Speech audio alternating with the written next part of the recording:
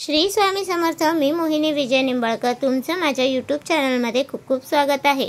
आजच्या व्हिडिओमध्ये आपण बघणार आहोत औक्षण का व कसे करावे, त्यामागे नक्की काय शास्त्र आहे। औक्षण तुपाचे, तेलाचे निरांजन, सुपारी, सुवर्ण मुद्रा, अक्षता आणि कापूस अशा 5 गोष्टींनी केले जाते। या प्रत्येक गोष्टीमागे काही ना काही गंभीरता आहे, ते पाहू। साजूक तुपाचा दिवा म्हणजे धनलक्ष्मी, प्रकाश याचा अर्थ म्हणजे त्या व्यक्तीच्या आयुष्यातील अंधकार नाहीसा होऊन प्रकाश आणि समृद्धी यावी। अगोदर निरांजनाने त्याला ओवाळायचे, सोन्याने ओवाळायचे, अर्थ सोन्यासारखा निष्कलंक आणि झळझळीत आयुष्य त्याला लाभावे हा होय। सुपारीसारखे टणक आणि अविनाशी आयुष्य लाभावे म्हणून सुपारीने औक्षण करावे। तर सर्वात शेवटी कापूस ओवाळून डोक्यावर ठेवायचा आणि म्हणायचे, कापसासारखा म्हातारा हो। अक्षता या शब्दाचा अर्थ अविनाशी असा असल्याने तबकातील अक्षता कपाळी लावून डोक्यावर टाकतात। औक्षण करण्यामागे इतका उद्दांत उद्देश आहे। साहित्य: हळद, कुंकू, अक्षता, कापसाच्या वाती, तेल, निरांजन, सोन्याची अंगठी, पूजेची सुपारी इत्यादी।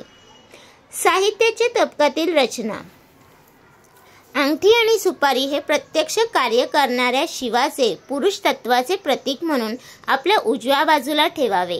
अक्षता या सर्वसमावेशक असल्याने त्यांना मध्यभागी म्हणजेच तबकाच्या केंद्रबिंदूच्या ठिकाणी स्थान द्यावे। अक्षताच्या थोडेसे पुढे परंतु मध्यभागी दीपाला स्थान द्यावे। दीप हा जीवाच्या आत्मशक्तीच्या बळावर कार्यरत होणाऱ्या सुषुम्ना नाडीचे प्रतीक आहे।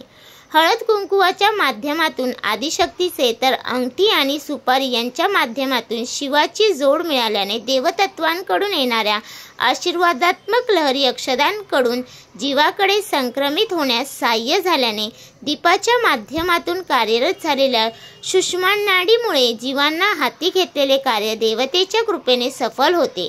अशा प्रकारे तबकातील घटकांची योग्य मांडणी केल्याने जीवाला देवतेच्या तत्वाचा अधिक लाभ मिळतो। औक्षण करणे किंवा ओवाळणे हा हिंदू धर्मात सांगितलेला छोटासा विधी आहे। वाढदिवस, परदेश गमन, परीक्षेतील यश, युद्धात विजयी होणे अशा शुभप्रसंगी त्या व्यक्तीला ओवाळून शुभेच्छा देण्याची ही पद्धत आहे। औक्षणाचा विधी कसा करावा आणि त्यामागील शास्त्र काय याविषयी इथे सविस्तर जाणून घेऊया। पाट ठेवून त्याभोवती रांगोळी काढावी। ज्याचे औक्षण करायचे आहे त्याला पाटावर बसवावे। पाटाच्या भोवती रांगोळी काढावी। संस्कार्य व्यक्तीच्या कपाळावर मधल्या बोटाने खालून वर ओले कुंकू लावून त्यावर अक्षता लावाव्यात। आज्ञाचक्रांच्या जागी अक्षता लावण्यामागील शास्त्र: अक्षता आज्ञाचक्राच्या जागी लावल्याने नंतर ओवाळताना तबकातील दिव्यातून प्रक्षेपित होणाऱ्या गोलाकार गतिमान रजोगुणी लहरी अक्षतातील पृथ्वी आणि आप या तत्वांच्या कणामुळे धरून ठेवल्या जातात आणि आवश्यकतेप्रमाणे जीवाच्या आज्ञाचक्रातून शरीरात प्रक्षेपित केल्या जातात। यावेळी रजोगुणी लहरीत क्रिया ऊर्जान्यून्य झाल्याने त्यांचे रूपांतर सात्विक लहरीत होते। सात्विक लहरीची गती ही पहिल्याच तुलनेत अल्प असल्याने या लहरी शरीरातून हळूवार संक्रमित होतात। त्यामुळे जीवाला मिळणारे सात्विकतेचा लाभ बराच काळ टिकतो आणि जीवाला याचा त्रासही होत नाही। निरांजनाचे तबक हातात घेऊन त्यातील अंगठी किंवा एखादा दागिना आणि सुपारी हातात घेऊन त्यांनी व्यक्तीच्या तोंडावळ्याभोवती पुढील प्रमाणे ओवाळावे। अंगठी आणि सुपारी यांनी ओवाळण्यामागील शास्त्र: अंगठी आणि सुपारी या दोन्ही गोष्टी जीवाने हातात घेतलेल्या कार्याला पूरक म्हणजेच कारक आहेत। औक्षण करण्यापूर्वी देवतेला शरण जाऊन प्रार्थना केल्याने तबकातील सर्वच घटक देवताकडून येणाऱ्या सात्विक लहरींनी भारित झालेले असतात। सोन्याची अंगठी ही सत्वगुण प्रधान असल्याने अंगठीतून प्रक्षेपित होणाऱ्या सात्विक लहरी या सुपारीतून प्रक्षेपित होणाऱ्या आप तत्वांच्या लहरीमुळे थोड्याफार प्रमाणात रजोगुणी म्हणजेच प्रवाही बनतात। यामुळे अंगठीतून प्रक्षेपित होणाऱ्या लहरींचे रूपांतर जीवाला पेलवेल अशा सगुण लहरीत होणे सोपे जाते।